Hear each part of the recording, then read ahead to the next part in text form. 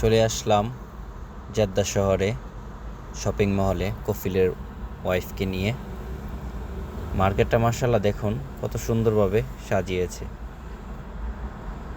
এই দেশে মার্কেটগুলো এত সুন্দরভাবে সাজায় যা বলার মতো না, অনেকটাই সুন্দর লাগলো। তো এই জন্য ভাবলাম একটু ভিডিও করে আপনাদেরকেও দেখাই। সুন্দর সুন্দর জিনিস সৌদি আরবের আপনাদেরকে দেখানোর জন্য আমি একটু কষ্ট করি। দেখুন মাশাআল্লাহ, এখন এতটা গাড়ি নাই। রমজানে এই মার্কেটটার মধ্যে এত মানুষ ছিল যা বলার মতো না, অনেক মানুষ ছিল, এত ভিড়, পার্কিংও পাইছি না। অনেক সময় দেখা যাইতেছে বাহিরে দাঁড়ায় থাকতে হয়েছে আমাদের, দূরে পার্কিং করে বসে থাকতে থাকতে মানে ঘন্টার পর ঘন্টা চলে যাইত।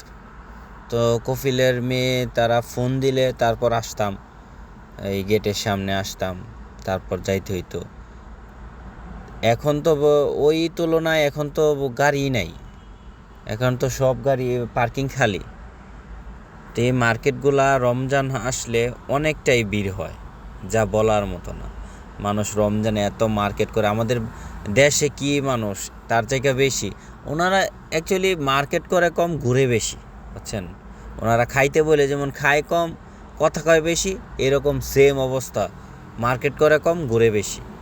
তাদের যে কত ধৈর্য, কাহিল লাগে না বান্দাদির শৈল, একটু কাহিল নাই। এখন বাজতেছে রাত্রে 10:30। তা এখন বের হয়ে আইছি মাত্র, এখন আসছি, সন্ধ্যায় আসি নাই।